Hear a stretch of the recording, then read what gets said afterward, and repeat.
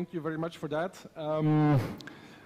We will now have a session on the strategies that islands and stakeholders develop for the clean energy transition. And it's going to be a speed dating session. Namely, the panelists here, they will present very shortly what their strategy is about. And then the audience will have the opportunity for one question only. So if you think of one, be prepared, shoot it.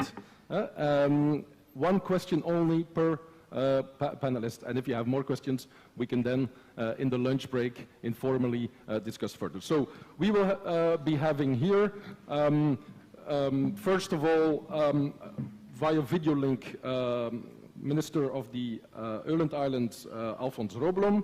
We have Finnbar Howell of KRA Renewables, and he will talk about the island of Inishbofin in Ireland. We have Rosa, Mingo, Ávila, I hope I say it correctly, and Luis García from IDAE, the Spanish Energy Transition Agency. We have Diana-Paula Gherasim from Eurelectric, and we have Andrei Moarcas from the Overseas Countries and Territories Association. So, is the minister online? No, he's not. Well, then we go immediately to Finnbar, and there's a presentation for Finnbar. Is it ready? Yes? Okay, let's go. You have 8 minutes and one question afterwards. Is there? Yeah. Yeah, can you hear me? Perfect, okay. So I will stand up so I can see my slides. Thanks very much for having me here, everyone, and I'll try to be as quick as I can.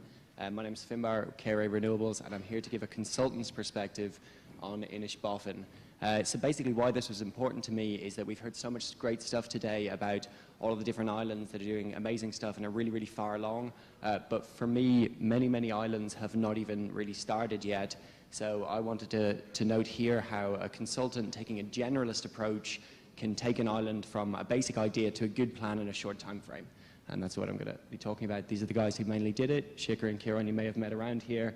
And just to outline very briefly myself, I know a little bit about being a generalist. At some point I was an astrophysicist, a poet and an accountant, and today I'm an energy engineer and energy auditor. So that's where we're coming from this. Ireland's policies, there are 3 of them that are relevant to us here. We have an island policy that was developed in the early 90s and has actually already established quite a significant investment in Irish islands, most of it not in the energy space yet. There's the National Development Plan, which kind of outlines a lot of stuff about jobs and rural development and stuff in the rural areas of Ireland. And primarily the Climate Action Plan, which has 3 areas that are relevant to us here: electricity, transport, and buildings. So we took some case studies from nearby islands, Inishmore being an example. They're trying to do the same thing as we're trying to do on Inishbofin, which is to become self-sufficient and remove fossil fuels by 2030. They're trying to do it earlier by 2022. It's a larger island with more people living there. But I would also note that they participated in a 4-year research project where in comparison we got to our plan in 1 year. So Inishbofin's about 8 kilometres off the west coast of Ireland and about 200 permanent inhabitants. There a lot of tourists come there in the summer, very disproportionately, so it has a lot of similarities with the kind of Greek islands that we've been looking at here. They're using about 6.6 gigawatt hours of energy, and that is responsible for about 1,800 tons of CO2 emissions. The first thing we did, as per recommendations, is to establish our energy baseline, and we can see that it's actually dominated by thermal energy up there on the left-hand side. If you look on the right-hand side and start to look how it's broken down across sectors, the vast majority of that is actually domestic thermal energy. We have a very, very poor quality of housing stock there, and what that means is that actually efficiency on this island is critically important. By just efficiency alone, which is the energy retrofit of buildings, deep retrofit, insulation, changing out heating systems, improving lighting and such, you can reduce the total energy usage of this island by 66% before we touch renewables or electrification of transport.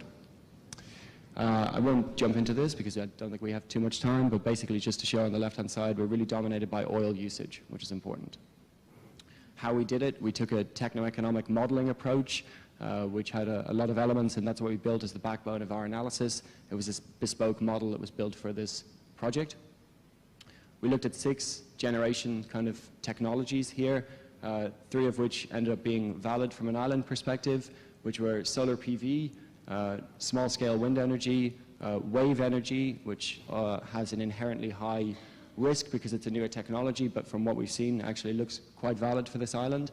We discounted tidal barrages and seafloor tidals, which was 2 things that we had initially investigated, and we noted that utility-scale wind energy as an industry is coming to the region, but is obviously too large to be partaken in by the island itself, because they don't have like 140 million euros in their pockets. So what then we did was, there's many ways that you can go about the energy transition. We boiled it down to 3 simple pathways, which can then be expanded upon, which were an export-focused pathway where the island attempts to really maximize its domestic energy generation and can therefore export as much energy by 2030 as it's currently importing and using. An all-electrified scenario where there's no biomass utilized at all, and they try to as closely balance generation and consumption. And a balanced generation scenario in which they try to equally utilize different renewable energy generation technologies. In all of these, we assumed that efficiency came first, so that spanned all 3 scenarios. For us, it was very important that we develop not only a technical and an economic understanding, but also a social understanding. To proceed with this, we had to partner with people, and that was central to our approach. We partnered with private industry at NLX, who puts a meter on the island to examine it for demand response. We partnered with EC², who are a Dutch consortium based in the University of Groningen, who distributed surveys to collect the understanding of the islanders with regard to the technical and economic solutions that we had proposed.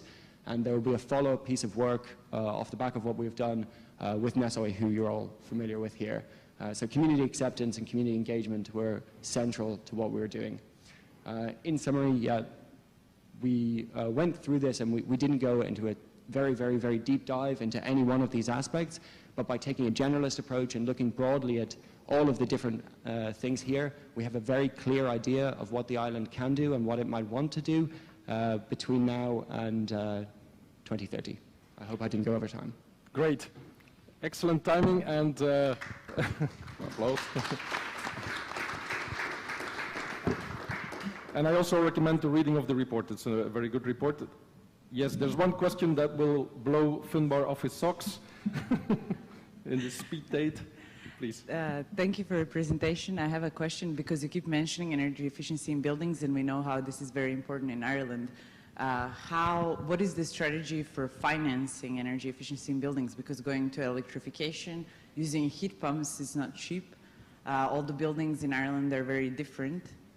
What is the plan? Good question. So yeah, particularly on the island, we face a distinct problem that these are traditional buildings which are of breathable construction. So that presents unique and special challenges, and the framework in Ireland is not specifically built to deal with traditional buildings. However, there is a support scheme. We're coordinating the Better Energy Communities grant, which is through the Sustainable Energy Authority of Ireland. We're taking 3 houses, I believe, this year immediately to put them through that grant as a demonstration project. We'll learn lots of lessons from that about traditional buildings on the island, how that works in the grant system, whether we can find bridge funding, etc., or whether we need to go to financial sector, like for loans and stuff like that, for that bridge funding, and then we will take those lessons and roll them out over the next couple of years for the island. I hope that answered your question. Great, thanks. That was clear. So we now have the Minister of the Åland Islands on screen. Not on screen, but we have him attached. Okay. Minister, thanks for being with us.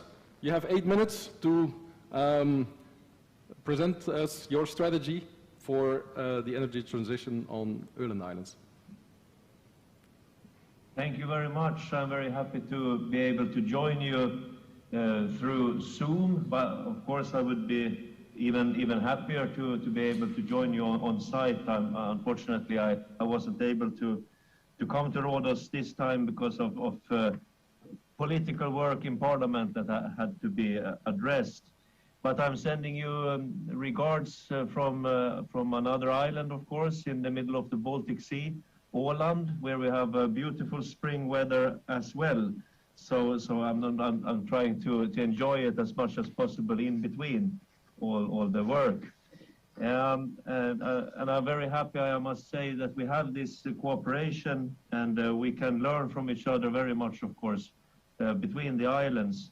And I think that in this energy transition that we are taking part of right now, islands have not only the opportunity and possibility to create renewable energy for ourselves, but also to be able to export and to create new prosperity and a possibility for income for the future.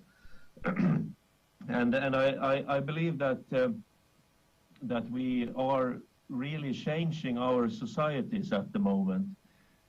We have in Åland, when we did the work with our maritime spatial plan that we were supposed to do due to EU regulation, we discovered that we have a huge potential for large-scale offshore wind power in our waters. And as Åland is part of Finland, we are an autonomy, and we have our own parliament and government. We also have the geographical opportunity of being in the middle of the Baltic Sea, in between two very energy-thirsty regions, Finland at the one side and Sweden at the other, and also the Baltic states. So we saw this huge potential, and we are, since about 2 years, we are working very hard to make it possible for private investors to come here and do the work and make the investments and build these offshore wind parks. We're talking about a possibility for 500 or more large-scale windmills at the height of the Eiffel Tower in Paris. So it's a huge thing for a small island community as we are. And as a government, we can't, of course, do the investments ourselves, but we are doing our best to make it possible for the private sector to come here and do business. And I think that this is changing. This will change our society in big ways, because of course it creates these opportunities, economic opportunities, but it also in some way brings us back to 100 years ago when the Ålandic people they went on these large sailing ships around the world.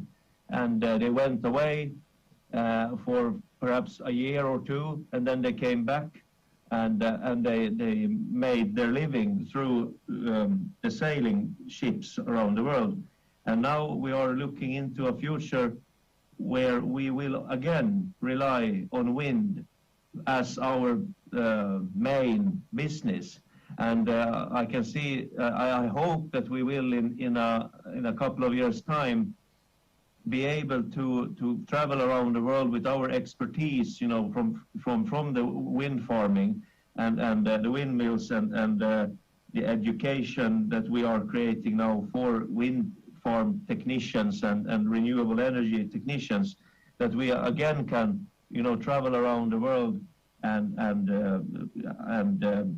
in that way be a part of the epic energy transition that is happening, and that has to happen, as we know. So it's very interesting times, and I think that in many ways, as islands, small islands and small communities, we are quite small when it comes to, you know, the administration, when it comes to expertise, when it comes to funds, public funds for doing stuff. So we are small player in a large arena with huge operators.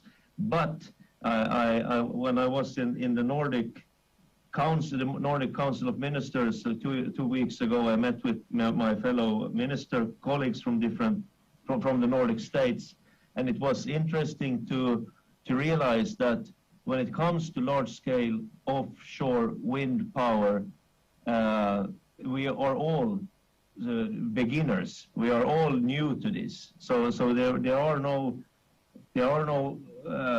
rules, no rule book for how to do this in the best possible way, best practice for doing this. So it was also very, very nice that I could join my Icelandic colleague, the Icelandic Minister of Climate and Energy, to propose to the Nordic Council of Ministers that we will have some kind of a cooperation, that we can share the best practices on how to make large-scale offshore wind power possible in the Nordic countries.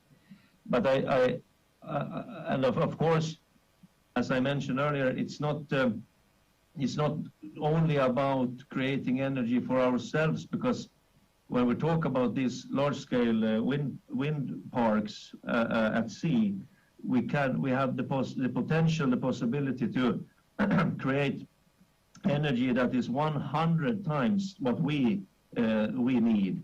So I believe that as an autonomous region, as an autonomous island nation, to be able to suddenly have a seat at the table when it comes to be the source of renewable energy in the future, it's mind-blowing.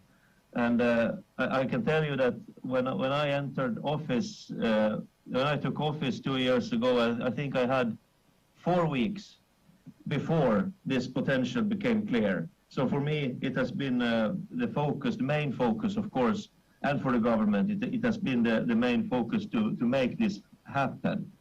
But we know that when you have something that is valuable, as we have now, we have the natural resource of wind, and we are at a geographical very interesting place. We also know that there are a lot of people that wants to come and join the party, and we have to be careful that we don't sell Manhattan for a few dollars, if you know what I mean. We have to take care of our natural resources. So it's very interesting times and mind-blowing times. Okay. And thank you for now. Thank you. And I like very much the idea of island wind power as an export product to the mainland, the energy-thirsty countries around it. So I think this is something that can make other islands think as well. And I know that the mayor of Chalki is having some of these ideas as well to produce wind energy and export it. Are there one question for the minister on offshore wind? Because that's the main plank. There's no question for the minister. That's because he's been abundantly clear. Thank you very much, and good luck with your offshore wind expansion plans. We hope you succeed. Next, we will have Rosa and Luis from IDAE. I had the pleasure 2 months ago to be in La Palma and have a full day of presentations, very interesting work going on in Spain. Here we'll have to do with a much shorter version, but I recommend going into more detail with them later or check out their documents, because it's an impressive amount of work that has been done by IDAE. And so please, you have the floor. Thank you. Only flash ideas about the energy strategy of island in Spain. Sorry? Yes. How do we prepare this strategy? Based on the energy plan we have done. This is, sorry? Yeah? No. Well, the Energy and Climate National Energy Plan have specific measures about island and also about energy communities and also about citizens. So we use it for prepare our strategy of island. But also we have the long-term strategy in Spain. So this is the base of our strategy. And if you look to the imagine, you know that this is not only for renewable energies, or this is not only for efficiency or sustainable mobility. It's demand response is all in one. We have a good opportunity with the resilience plans, and we use the component 7. You saw 3,165 millions of euros in renewable energies promotion, but also, what I said, in efficiency or mobility unit linked.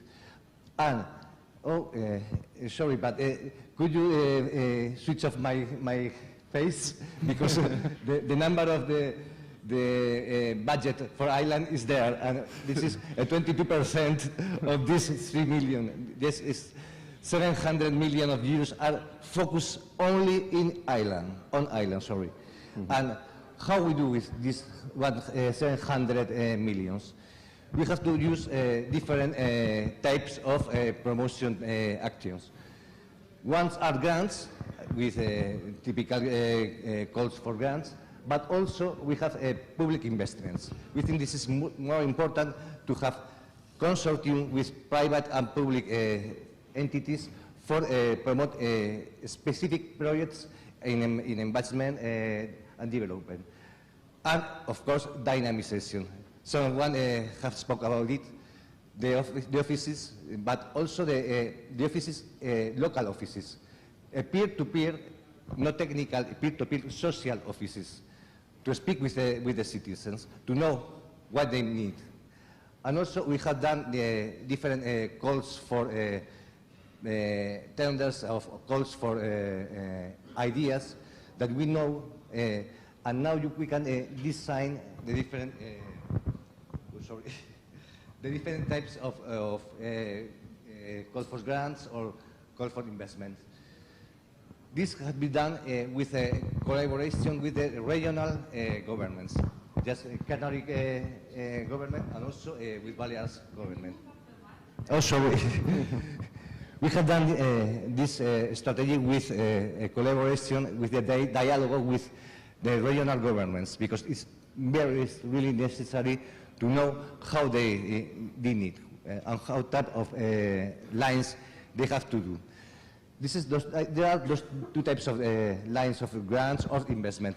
Territorialized, this is managed with the government, with the regional government, and the other one, the centralized, that is managed in IDAE. We have different types of measures.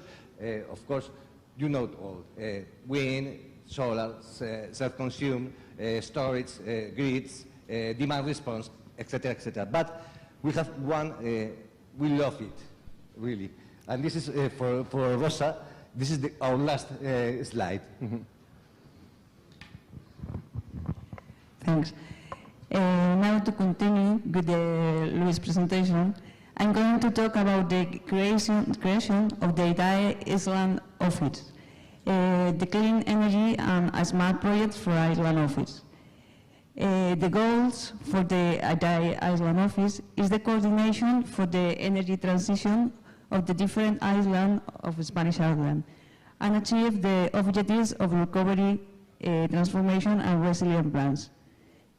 It's very important to coordinate the action carried out on the island. The office is created in each of them for the promotion or information of projects and the fulfillment of the milestones and objectives of the recovery plan. It's of vital importance to achieve an effective transition, coordination between the central, regional and local governments, as well as the coordination of the different ministries and public bodies that are essential for the regulation, the laws on the plan, on the recovery plan.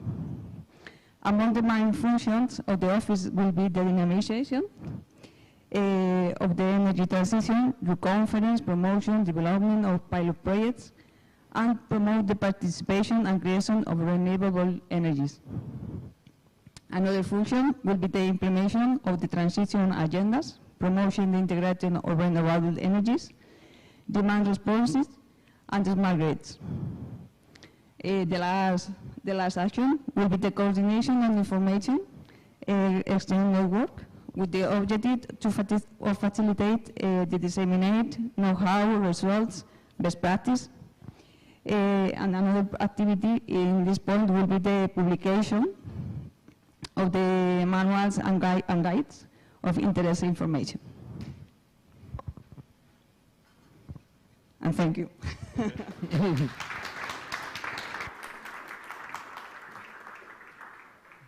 Wow, we're getting ahead of time, but I'm sure Hannah won't mind. So thank you very much. I mean, here's a very elaborated plan, 700 million to spend, and an organization to deliver it. And I think that's really crucial. And to see, obviously, it's two big island groups. It's a big difference with Ireland, for instance. It's two big island groups, main tourist destinations. But the dynamic that is going on is really very powerful, I think. So are there any questions on the presentation about the Spanish strategy?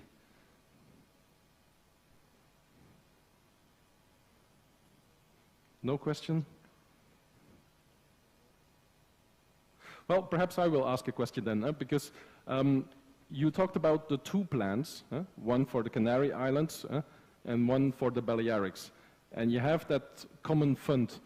But obviously, there's a lot of tourism money going into these islands as well. So how will you use the 700 million to mobilize even more private sector money from tourism, from investors, to achieve sustainable tourism? Because we talked about, and it came up yesterday, sustainable tourism. I mean, I think everyone has an idea of what it would mean, but those are two major tourism destinations. How will you do it? This is more complicated than I speak, Yeah. because the recovery plan has a lot of ministries involved, Yeah. and one is for tourism, and they have its own budget for tourism, and Okay. also they have to push this level. We can do it because there are two different ministries, so it's better not. Okay. We speak with them and we collaborate, and we are coordinate, but it's different. Okay, so it's coordinated, but it's really the responsibility of the tourism section, and there's even more budget than going to that. Okay, well, thank you very much. Unless, yes? Yeah, you can, we are still in time, so you can... I was wondering if you can elaborate on the peer-to-peer offices? Yeah. It's an expression. It's only just to speak about one personal contact with the social with the citizens. Peer-to-peer, not technical peer-to-peer. Yeah, at the local level, you mean? Yes. Yeah. Okay. Great. Well, Diana-Paula, you already have the microphone. So now we've looked at three islands: Öland Island in the north, Ireland in the west, the Spanish islands in the south. And now we'll move to two stakeholders who have been, since the beginning of the Clean Energy for EU Island initiative, supportive of the initiative. And I know that in Eurelectric, there's also an island group which is very active with the questions on the island. And so, Diana-Paula, we're very happy that you're here to comment on the strategy or the thinking, the vision of Eurelectric with regards to island. Thank you very much, Jan. And yes, indeed, I'm here as Eurelectric's advisors on the 2030 framework and also on renewables, and I have the pleasure to actually also advise the network of islands, so experts on island systems at Eurelectric. So I'm not a minister, I'm not a poet or astrophysicist, but I hope that I can give you some insights into our work, because indeed it's very interesting what we discussed in this network. It's a network of experts coming from islands. They are named by national associations, which are Eurelectric's full members. And we have already published reports, papers on what should be the pathways to decarbonize islands. And here today, because we don't have a lot of time, we just wanted to answer a key question that Ian addressed to me. What would be the key characteristic of our approach to energy transition? And we believe that this is being comprehensive. So having a comprehensive view of what energy transition should look like in islands. And of course, as we represent the electricity industry, you will say that's obvious that the first pillar will be direct electrification. Indeed, we do believe in direct electrification with renewable and clean energy resources that could drive decarbonization, and in the current context also ensure our energy autonomy. We see the high potential in decarbonizing end uses. Yesterday, we actually, all of us, saw what it looks like when you have electromobility on islands. It's certainly not simple because a lot of investments are needed. This is why we advocate for incentivizing EVs deployment, recharging infrastructure on islands, but in general across Europe. The second part of this comprehensive approach is also acknowledging that every island is unique. Of course, we kind of all have the same challenges in terms of decarbonization, energy transition, but we do not, on every island there are specific resources, needs, technical requirements and constraints. Many of our members will come with with very realistic, concrete challenges that really are specific to their island. It also depends on the regulatory, on the legislative context. So all these need to be taken into account when we design energy transition pathways for islands. And we think that some factors should be kind of by default considered. So is the island interconnected or not? What are the storage capacities? What is the, available land? What is the economic context, the social economic challenges? And once this all are taken into account, we can talk about putting in place a transition pathway. And the last point I wanted to address is related to long-term signals. So this is indeed very important because if we want to talk about transition, that means you go over a certain period of time, right? We all aim to have climate neutrality by 2050. So it means that we need to ensure visibility to investors. We need a predictable legislative financing framework as well.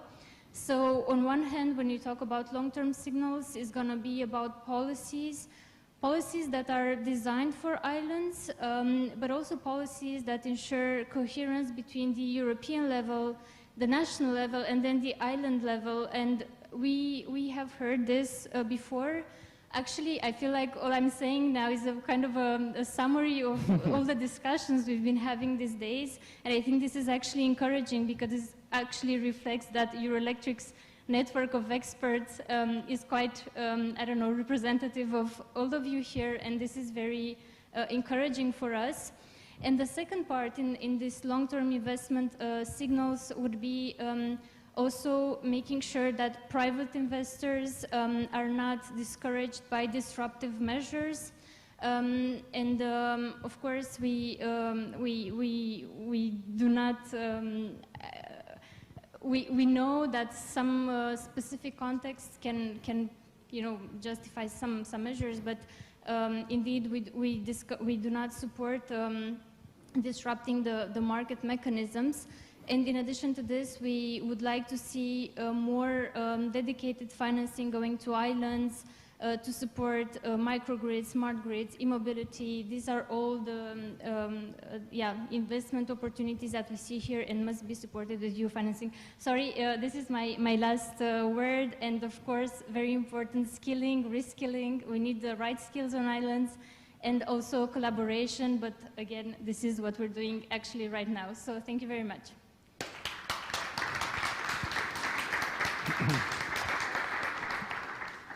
Great, thank you very much. And I very much like that last point, because we're talking about infrastructure that will be there for a long time, that needs to be paid back, it needs to be renewed. So the price signals and the funding is not just once, it has to happen all the time, and that's a big challenge. Is there anyone from the public who has a question? Andries. Okay, great. I have a question from Agatha Smok from Think-E. How do you inspire investors' confidence in the transition strategies, like your top 2, 3 that you would like to bring forward? Thank you. I would say, first of all, that you have to, so targets are important, but also credible, milestones to reach those targets. So it's not enough to say, for instance, in 2035 you'll have fully decarbonized transport. You need to also have some milestones on how to get there. So that needs to be clear. And then, of course, not making sure that not from one year to another you're not changing the support framework. There is clear, for 10 years, 5 years, a plan on what will be the support in place. And also the legislative framework should be stable in general, of course forward-looking, but rather stable, because all the investments need some time to get their payback period. So that would be my answer. Thank you for that. And just follow up with one element on that, because obviously when everyone is talking electrification, Eurelectric is a happy place to be, it's coming your way. But obviously there's two sides of the coin. Politicians are very happy to have their photograph taken next to a charging station, next to solar panels, a windmill perhaps, but you'll never see them next to an electricity network, cable, because obviously that's less popular. So that's an important challenge, I think, for your members and your organization. It's the connections, it's the overhead lines. How do you prepare for this? Well, yes. Yeah. Indeed, grids are very, very important. We have actually studied the issue, and we know that most of the renewable energy will be connected going forward at the local, distribution grids level, which need to be reinforced. We have studied this, and we estimate that we would need around 400 billion until 2030 to reinforce the grids in Europe. So this is massive investments that need to take place. We keep on advocating on this. We encourage these investments, and I think that it's not only us who see the issue. Citizens themselves see the issue of not being able to connect with the permitting. We discussed the issue with the European Commission. So I believe there is awareness that awareness-raising actions that take place. The industry is doing their job, and we will continue to do so. Thank you very much, and I wish you good luck, because I think it's one of the biggest challenges for electrification and the deployment of renewable energy. Good. Then we're at the last speaker for this morning and of this panel. We have Andrei Moarcas, I hope I say it correctly, from the Overseas Countries and Territories Association. And obviously we are talking EU islands, and mostly we're talking about the islands which are around the European continent, but there's also European countries and territories overseas, in the Caribbean, in the Pacific, and elsewhere. And so I give you the floor to talk about their situation. Thank you for having me. Today I represent the Overseas Countries and Territories, and I'll give you a brief overview of what I talk about. Just to prepare you, the slides are quite heavy on content. I don't need to go through all of it. It's more for reading at your leisure once the slides are shared later on. But I will go through each point. What our approach is, and give a few examples of the strategy. Now, on who we are, the easiest way to explain what the OCTA is They are overseas countries and territories of France, the Netherlands, and Denmark, and they're situated in the Caribbean, the Pacific, the North Atlantic, and the South Indian Ocean. So really all over the globe and in different kinds, they reach from the tropics to the poles, so in all kinds of climates and with all kinds of challenges. Is this still working? Yep. Yeah, okay. Keep it close. Sorry. Closer to your mouth, yeah. Yes. Okay. Right. So about us, the overseas countries and territories has been a part of the European family since '57, since the very Treaty of Rome. And we at OCTA, we serve as a platform where they come together and they discuss and they coordinate policies and do things together. And we are registered in Belgium and our headquarters in Brussels. Now, renewable energy is a core part of what of our work with the European Commission and the work we do together and the support we receive both ways. And this was reaffirmed last year when the new decision on the Overseas Association was signed, which is our main document with the EU. Now, in terms of transition strategies, what I'm going to present is less one strategy and more of a process, a strategic process that we have gone through. And it starts a long time ago, but more recently it starts in 2015 when the governments of the OCTs came together and decided to make sustainable energy transition a priority. And by that, they decided that, look, we are a number of small islands all over the planet, some bigger, some smaller. There's a lot of benefit in working together, in sharing experiences, in pushing each other, in collaborating on this. And that is what they did, and this is let's say, the basis of the modern transition that we're going through. And yeah, the areas of cooperation included technical, economic, legal. There were a full list of domains, very specific, of cooperation. Now, based on that, in 2016, a quick scan was done on the IRENA Seeds Lighthouse Initiative framework. So this was a scan to see for each of the OCTs, which back then included the UK one, where they are on renewable energy, what the status quo is, what the potential is, what the legal framework is, what the problems are. Then the reform started, the investment started, and in 2020 we redid the scan. We used the same methodology to ensure that the results are comparable, and we wanted to see what has happened in the 4 years. And we were quite happy to see that there was almost a doubling of overall renewable energy in the OCTs, and there was an increase not only in the quantity but in the quality, in the sense that the legal frameworks had improved, the resources, the whole structure had improved. And now, later this year, in Q4, we aim to update again to see what happened in the last 2 years, despite COVID and all the setbacks that come with it. In the meantime, we published last year Blue Economy Roadmap. This is a huge strategy document on a bunch of priorities and areas, maritime, tourism, agriculture, but it also focuses on energy. And we took the opportunity to come up with recommendations for OCTs in general and for each one in particular on how they can improve the pace at which the transition is happening.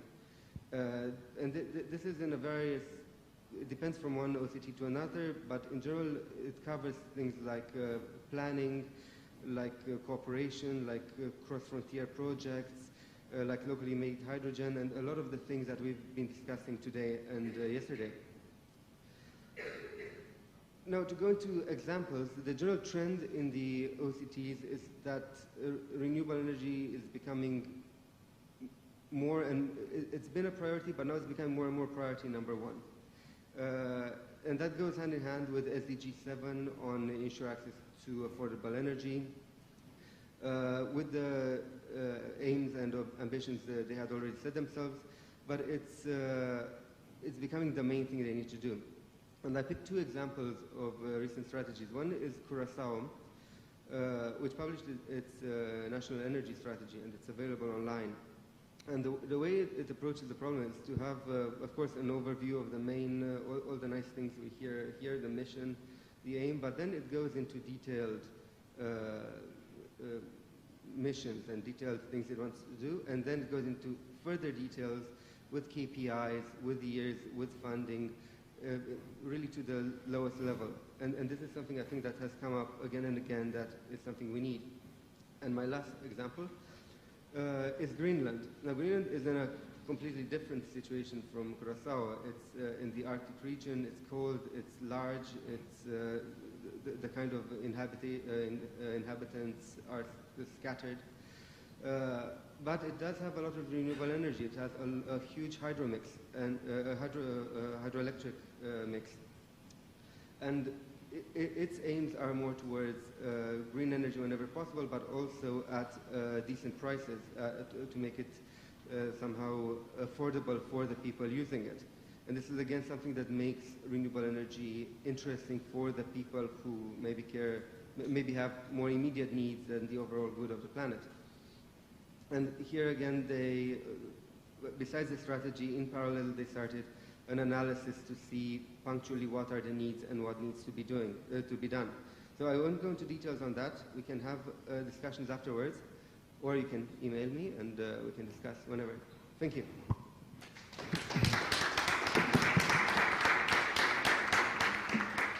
Thank you very much, and I must admit I hadn't really thought about Greenland when thinking about OCTs, but indeed, you know, and it's a very special situation, but perhaps also a very promising one.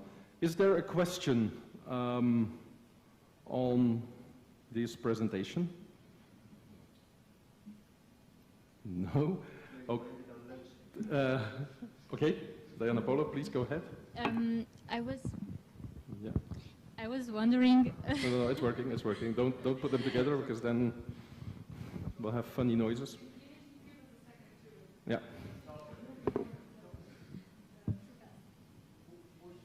Push. Oh, okay. Yeah. Yeah.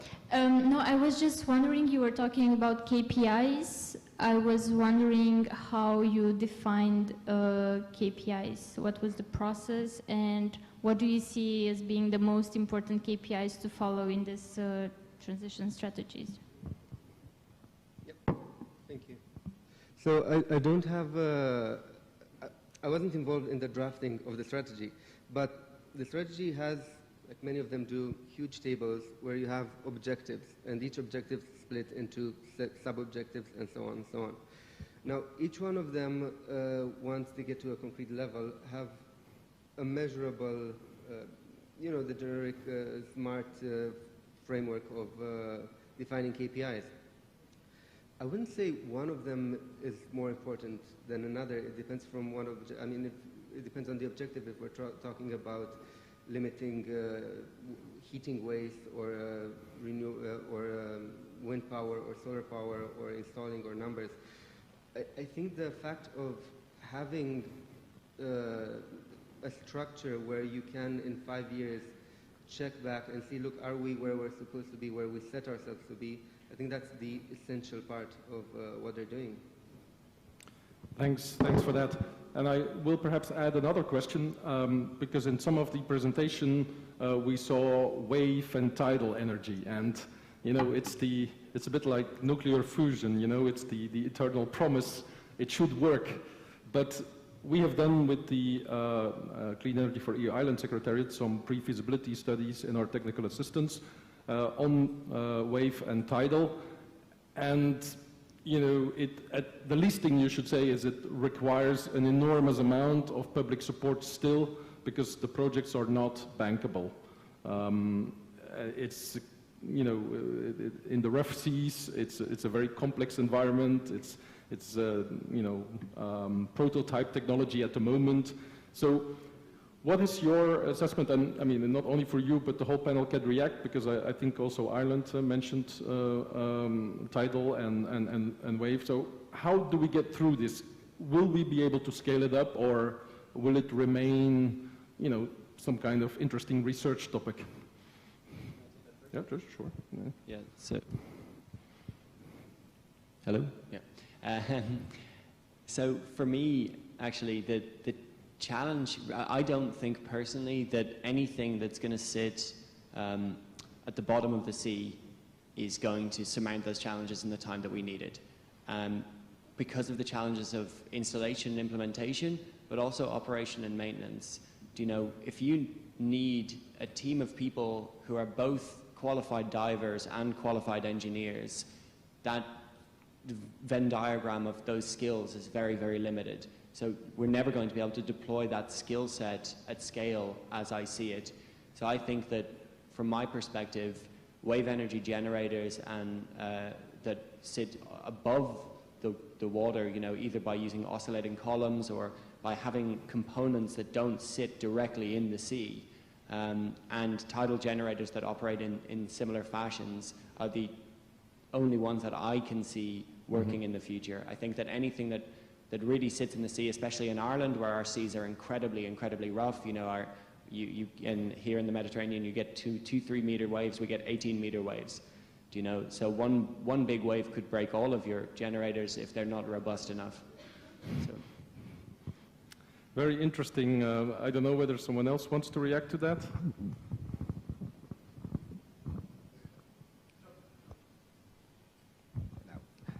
Okay? Yes. Only I invite you to see BIMEP in the north of Spain. That is a platform for investigate tidal and waves.